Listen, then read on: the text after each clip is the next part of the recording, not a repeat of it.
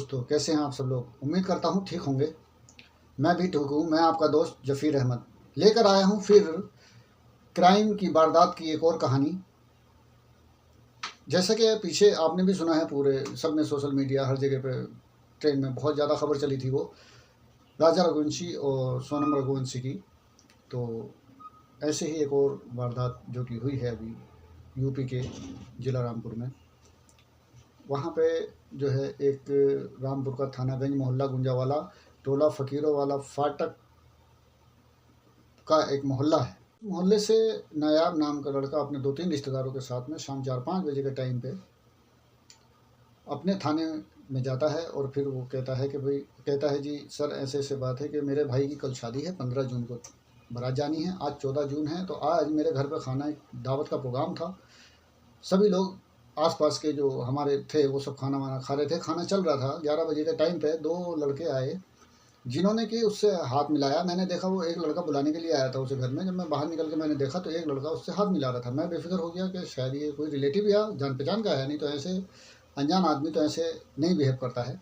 मैं बेफिक्र हो गया, लेकिन अब शाम होने को आ गई, लेकिन मेरा भाई नहीं आया अभी तक।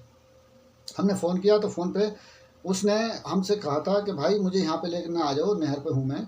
और हमने कहा ठीक है। तो फिर उसके बाद उसका फ़ोन स्विच ऑफ हो गया। हमने फिर उसको बहुत तलाश किया। और मेरा भाई का काम है कारीगर का, कारीगर है, वो खाने का कारीगर है। और खाने में वो शादी वगैरह में जो होती हैं उसको वो उसमें करता है काम, रसोइये का, वो खाना बनाने का कारीगर है वो। उसके जितने भी जान पहचान वाले हैं सभी से हमने पूछ लिया, लेकिन किसी ने भी नहीं बताया। सब यही कह रहे हैं हमें नहीं पता, हमें इस चीज़ का इल्म नहीं है। अच्छा, फिर हम उसके वहाँ भी गए जहाँ पे कि उसका रिश्ता हुआ है। हम उस लड़की से मिल के आए हैं।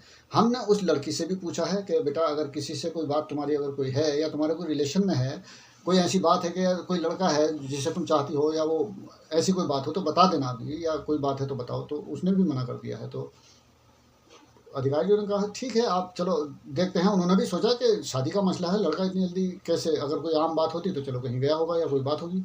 लेकिन फिर हाथ तो हाथ पुलिस भी तफ्तीश में लग जाती है। फिर वो घर वाले भी ढूंढते हैं और वो भी ढूंढने लग जाते हैं, पुलिस वाले भी। फिर उन्होंने क्या किया कि उन्होंने कहा चलो, फिर वो पहुँचे। 14 की रात, पूरी रात हो जाती है। 15 की सुबह आती है, जिस दिन उसकी बारात जानी थी, निहाल की बारात जानी थी।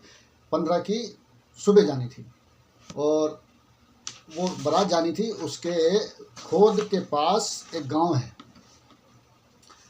थाना भोट के पास गांव है धनपुरा में जिस लड़की के घर बारात जानी थी उसका नाम था गुलफ्सा। 4 बहनें थी वो, 2 बहनों की शादी हो रही थी एक साथ में। अभी एक की और बारात आनी थी, एक की गुलफ्सा बड़ी थी, इसकी भी आनी थी। 2 लड़कियों का एक साथ निकाह होना था। अब 15 की सुबह जाके फिर वहाँ जाते हैं पुलिस वाले और थाने से अधिकारी लोग। जाने के बाद फिर वहाँ जाके लड़की से पूछते हैं कि तुम्हारा कोई इसमें कोई लड़का या कोई तुम्हारी जान पहचान का तो नहीं था, कुछ नहीं था। उससे पहले पुलिस वालों ने निहाल के घर के आसपास जब गए तो उन्होंने तफ्तीश जब की तो सीसीटीवी निकालने के लिए उन्होंने जब देखा गली में तो सीसीटीवी निकाले उन्होंने देखा तो 2 लड़के बाइक पे आए थे। एक लड़का अंदर गया था बुलाने के लिए, उसका मुंह से उसने गमछे से कवर किया हुआ था।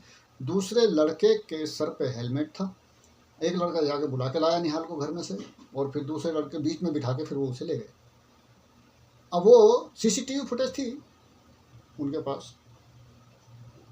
वो पहुंचे थाना भोट में, धनपुरा जो गांव था, गुलफ्सा के घर जाने के बाद उन्होंने उसको दिखाई वो सीसीटीवी फुटेज और कहा बेटा ये देखो, आप इन्हें जानती हो, ये इनका मुंह तो कवर है, लेकिन अगर आप इन्हें जानती हो तो ये हाव भाव से कदकाठी से भी बंदा पहचान लेता देखते। उसने देखा तो वो देख के एकदम ताज्जुब से उसकी अजीब सी हालत हो गई। वो बोली ये तो एक इसमें से, वो बोली कि एक तो इसमें से सद्दाम है और एक रिजवान है। जब ये नाम सुना तो वो आसपास में लोग भी थे जो वहाँ के थे, धनपुरा के थे। तो उसके बाद उन्होंने जब कहा, जब उस लड़की ने, गुलफ्सा ने कहा कि एक तो ये रिजवान है और एक सद्दाम है, तो तब सब गांव वालों में हो गया कि ये कैसे हुआ, क्योंकि वो दोनों लड़के उसी गांव धनपुरा के ही रहने वाले थे। अब पुलिस ने कहा कि ये कौन है और क्या है, तो बोले ये यहीं रहते हैं ये। और ये सद्दाम जो है रामपुर से आगे से, वो कढ़ाई के पीस होते हैं, वो रामपुर ज़िले में काम होता है काफ़ी, कढ़ाई का काम होता है, हाथ का कारचौक का, और वो लड़कियां औरतें घर में करती रहती हैं थोड़ा बहुत।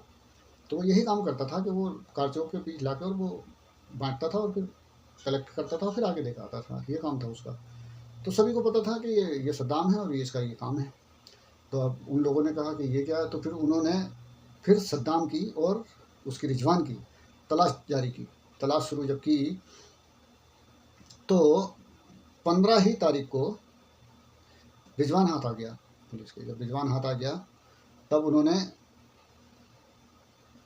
कहा कि उससे जब पूछताछ शुरू की तो वो बोला, उन्होंने कहा कि निहाल कहाँ है। तो वो रिजवान बोला कि भाई निहाल को तो हमने मार दिया है।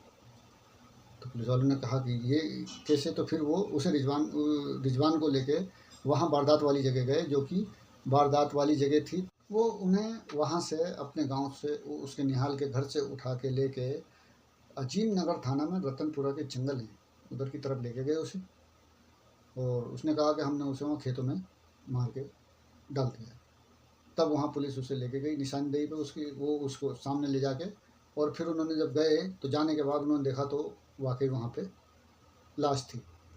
तो लाश देख के तो वो नायाब का, उसके घर वालों का बुरा हाल हो गया। उसके बाद तो उन्होंने फिर उससे और ज़्यादा, फिर पुलिस को भी ये हुआ, पहले गुमशुदगी का मसला था और अब मर्डर का केस हो गया सीधा। तो उन्होंने फिर उसको, रिजवान को तो रखा और लाश को भी लेके और गए साथ में, और उसको आगे पोस्टमार्टम के लिए भेजा। अब तलाश जारी हुई सद्दाम की। सद्दाम को फिर पुलिस ने 17 तारीख को सद्दाम को भी पकड़ लिया। जब पकड़ लिया तो पकड़ने के बाद फिर उसे सद्दाम को लेके गए दूसरी जगह, कपड़े उपड़े पड़े थे वहीं पे उसको वो वहाँ पे लेके जाना ही था वारदात की जगह पे। जब उसे लेके गए तो सब सामान कलेक्ट करने के लिए जो बचा था, तो वहाँ से सद्दाम ने एक कांस्टेबल का पिस्टल छीन के और फायरिंग करके भागने की कोशिश की। तो जवाबी फायरिंग में फिर वो तो जवाबी फायरिंग करनी थी पुलिस वालों ने जब जवाबी फायरिंग की तो उसमें उसके टांग में गोली लग गई। लगने के बाद फिर उसे लेके गए अस्पताल में भर्ती किया। अब जो निहाल का भाई है, उन्होंने उन दोनों को तो गिरफ्तार कर लिया, वो भी, रिजवान भी आ गया, सद्दाम भी आ गया। ये दो लोग ही देखे गए थे बाइक पे। लेकिन अब जब लड़की का बयान मीडिया वालों ने लिया वहीं के लोकल के ने, तो उसका ये कहना था कि ये लड़का मुझे कारचौक के पीस देने के लिए आता था, कढ़ाई के पीस देने के लिए आता था बस।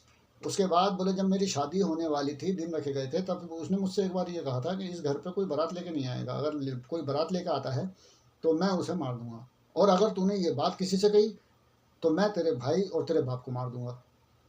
अब वो लड़की बोली मेरे बाप माजूर हैं, लाचार हैं, मैं डर गई थी, लेकिन मुझे नहीं पता था कि ये निहाल को ही मार देगा। फिर अब नायाब ने, जो उसका भाई है, निहाल का जो भाई है, उसने 4 के खिलाफ FIR लिखवाई है।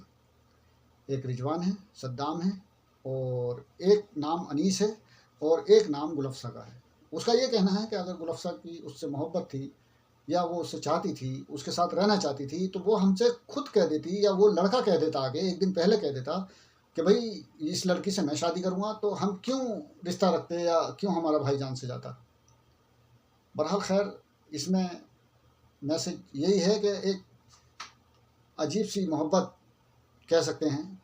अभी तो कोई पता नहीं चला है कि इसमें क्या मसला है क्या नहीं है, मतलब गुलफ्सा का क्या इसमें रोल है क्या नहीं है, ये कहना तो अभी मुश्किल है, क्योंकि जांच एक ऐसी चीज़ है। लेकिन पुलिस की एक ऐसी मुस्तैदी इसमें देखी गई केस में, 14 को वो गायब हुआ, 15 को एक को पकड़ा, 16 को एक को पकड़ा, 17 को बिल्कुल फिनिश हो गया ये मसला, मतलब बिल्कुल ओपन कर दिया।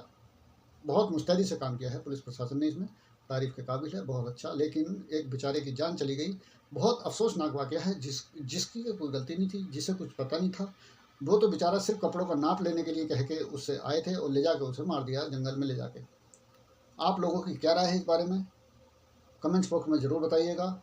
और इन चीज़ों को, ये जो कहानी है, ये क्राइम की जो सुनाने का जो मेन मोटिव है, जो मेन मकसद है, तो वो ये है कि ये चीज़ें जो आती हैं सामने तो बंदा थोड़ा सतर्क हो जाता है, थोड़ा अपने घर वालों के नज़रिए से, बच्चों के नज़रिए से थोड़ा अलर्ट रहता है कि मुझे क्या करना चाहिए, क्या देखना चाहिए। इसमें भी दो नज़रिए होते हैं, एक अच्छा एक गलत। कुछ लोग गलत भी ले लेते हैं, जैसे कि वो दृश्यम पिक्चर है, तो लोगों ने बजाय उसकी अच्छाई देखने की उसमें से कई इंसिडेंट या कोई वारदातें ऐसी हुई जिसमें के लोगों ने ये कबूल किया कि हमने वो फिल्म देख के उसके ऊपर हमने अमल किया। कितना भी बुरा वक्त आए, कितना भी कुछ हो जाए, लेकिन कानून भी एक चीज़ है, एक रास्ता है जो हर चीज़ को मेंटेन रखता है, बिल्कुल ठीक रखता है। आदमी को कानून का ही सहारा लेना चाहिए। आप लोगों की क्या राय है इस बारे में कमेंट्स बॉक्स में ज़रूर बताइएगा। फिर मिलते हैं नेक्स्ट वीडियो में किसी नई कहानी के साथ। जय हिंद।